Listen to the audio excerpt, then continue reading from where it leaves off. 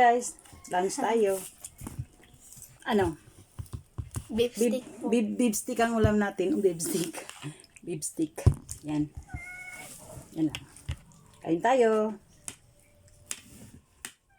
Kuha kutsara mo. Ang kakamay ako, Pilipino ko eh. Bismillah.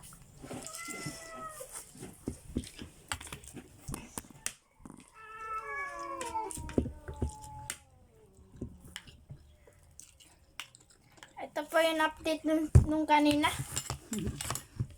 Kaya po hindi po ako nakasama kasi Monday po ngayon. May pasok. Tuesday po pala. Ni Ano Monday. na tayo ngayon? Tuesday.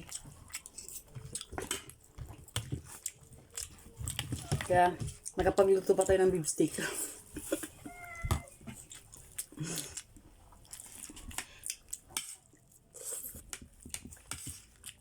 Masarap mamuhay ng ganito, dalawa lang yung kakain. Madalas kasi dalawa lang kami kumakain.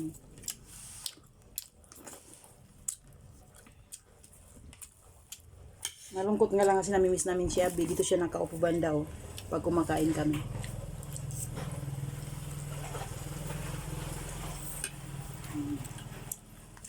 Tapos paborito niya pa itong steak.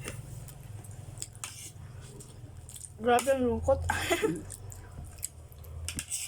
Grabe guys, yung lalaki. Magkano to, mama? Magkano yung bili mo na ng karne? 380. Ah, 1 kilo. grabe. Kalati lang to. Ka 150. Hmm? 150. Hindi. 180. Okay. Ay, 120. 150. 175. Kasi ito nga na.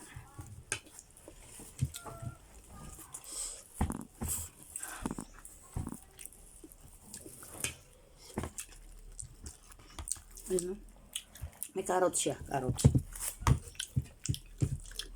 Wait lang ka, Hen. Mamaya. Eat ka. Sige po guys yung pusa namin. May sagabal. May sagabal po. Aray.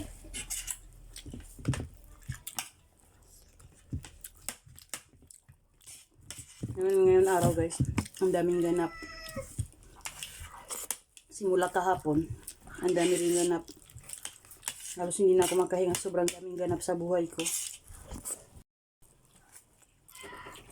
Tired down.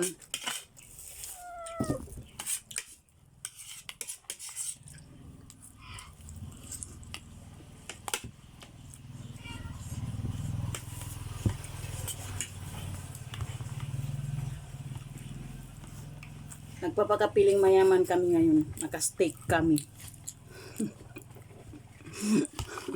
Steak pang patagal ng stress. Yan na naman ako. Nabubulo na naman ako. Ganyan talaga ako. Steak para sa stress. Yun.